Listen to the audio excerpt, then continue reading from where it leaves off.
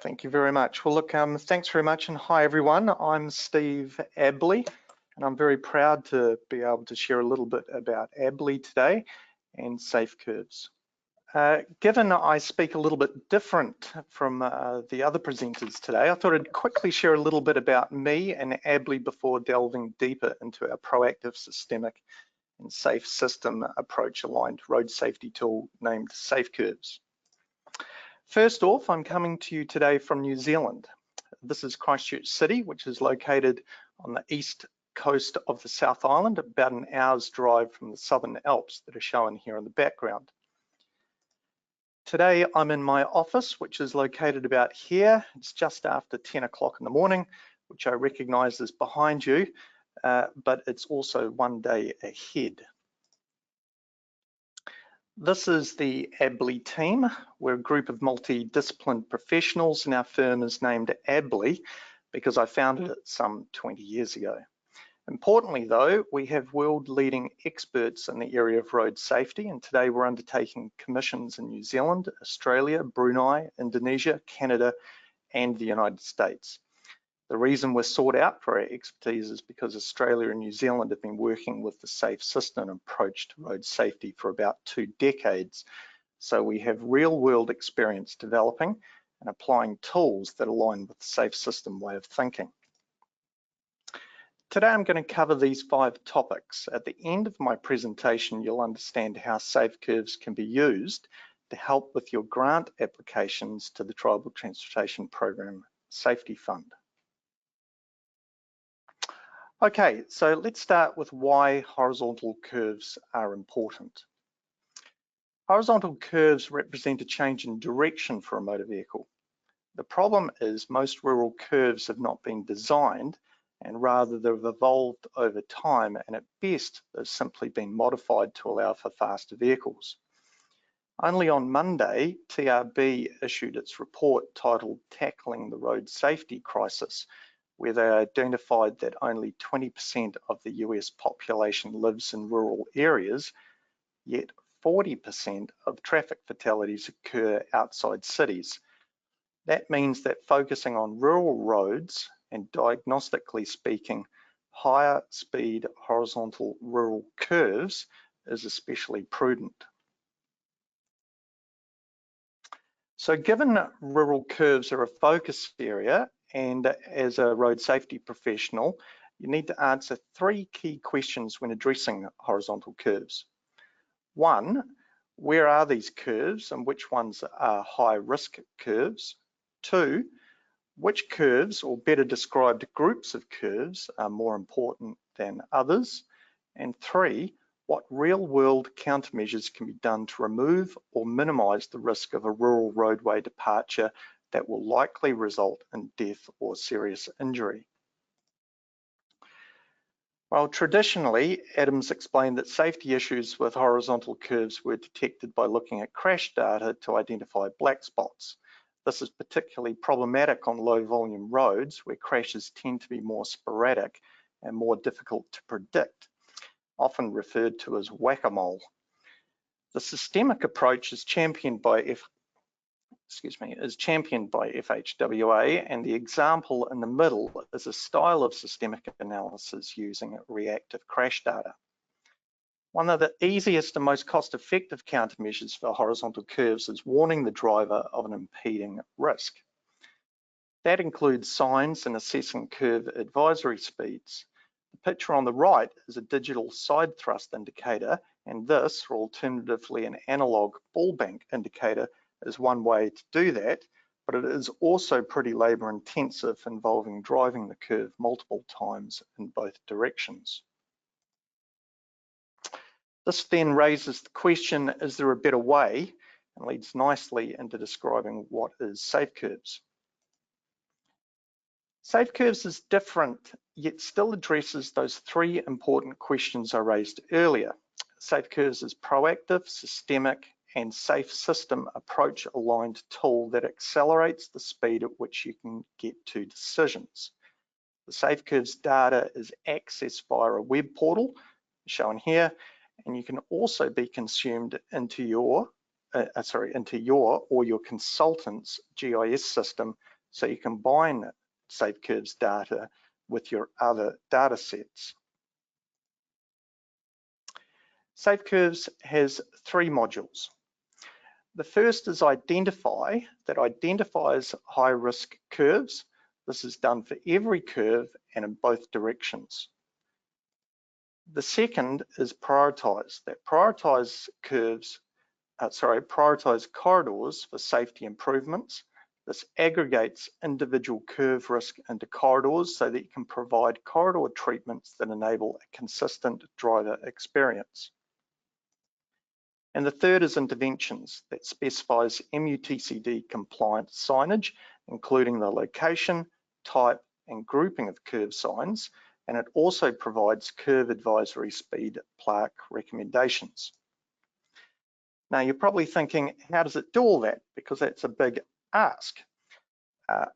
I'll start with the most important part first, and that's the individual curve risk. The key input is the approach speed that's influenced by the preceding geometry that the driver has just experienced. For example, acceleration on straights and deceleration on curves. If the approach speed is less than the maximum safe exit speed, the curve is within the context of the preceding road environment and it's a desirable curve. This is showing green and titled a Class 3 curve. If the approach speed is more than the maximum safe exit speed, this is an undesirable curve and shown amber entitled a Class 2 curve. If the approach speed is far greater than the maximum safe exit speed, this is an unacceptable curve and shown red entitled a Class 1 curve. For both the Class 1 and Class 2 curves, the curve is out of context with the preceding geometric environment. These curves are far riskier than Class 3 curves. But don't take my word for it. This is what happens when you take all of the fatal crashes in the US over the last 10 years and overlay them on top of all the curves in the US. There's a clear relationship that out of context curves are riskier than within context curves. This is the same relationship we've found in New Zealand and Australia, and it's unsurprising we've found the same relationship in the US, given our rural environments are all pretty similar. The important takeaway here is Class 1 and Class 2 curves have a demonstrated higher risk of a fatal crash, and that's where you want to prioritize your effort and resource. So let's now talk about the pilot program that we're undertaking with the 4 early adopter tribes. We're privileged to be working with Pueblo Jimenez, Hopi Reservation, Wind River, and Oglala Sioux tribes. The intent of the pilot program is SafeCurves data enables those tribes to develop a program for systemic roadway departure countermeasures. And importantly, because SafeCurves is a proactive, systemic, and safe system aligned tool, it also aligns with FHWA best practice when developing systemic roadway departure countermeasures. And I'll come back to that later.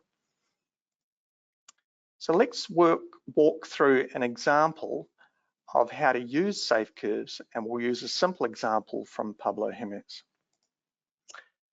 Okay, this is SafeCurves. What follows is a series of screenshots describing how the SafeCurves data is interrogated within the SafeCurves app. Because this is a series of screenshots to save on presentation bandwidth, try and imagine the cursor moving between each of the click points. What is shown on screen is a map of Pueblo Jimenez. The 3 red boxes, Identify, Prioritize, and Interventions, aligns with the questions I posed earlier and reflect each of the 3 modules within SafeCurves. I'm going to start with Identify. That is, where are the curves and what is their safety risk? Down pops a box and you can turn on and off each of the curve classes. You can also show the fatal crashes as recorded in the NHTSA FARS database. I've turned on the Class 1 curves and you can see a couple of red lines overlaying the road network. Next, I've turned on the Class 2 curves And just to remind you, together the class 1 and class 2 curves are outer context curves, and these curves are the ones that have a disproportionate crash risk compared to within context geometry. I've now turned on the class 3 curves. These curves are within context, and altogether the class 1, class 2 and class 3 curves represent all the curves. Here you can see I've selected one of the class 1 curves, and a pop-up is displayed that tells me the curve details, including curve class, in this case curve class 1, its radii, its start and end position in decimal lat long, and the speed limit. This yellow icon provides a link that goes through to Google Street View. I'll select that now.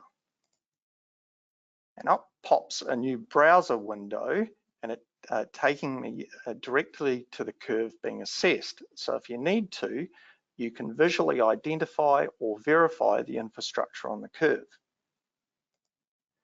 I'll return to the SafeCurves app and select the next module, Prioritize. What happens next is a drop-down box shows the different prioritization categories. It's at this stage that individual curve risk is combined with risk exposure, i.e. traffic flow, but all those calculations are done for you behind the scenes. What is important to note is that priority 1 is higher than priority 2, and so on and so on.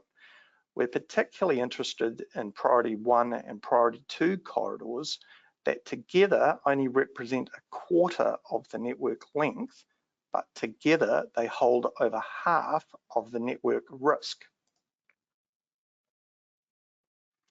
So if I click select all the network is shown, and the curves have been aggregated into homogeneous driver experience corridors. These are then prioritized based on risk and exposure. If I select the corridor, a pop-up display is showing the priority number and location. Finally, the third model is interventions. The drop-down box shows the various MUTCD horizontal alignment sign categories along with the corresponding advisory speed, if a curve advisory plaque is specified.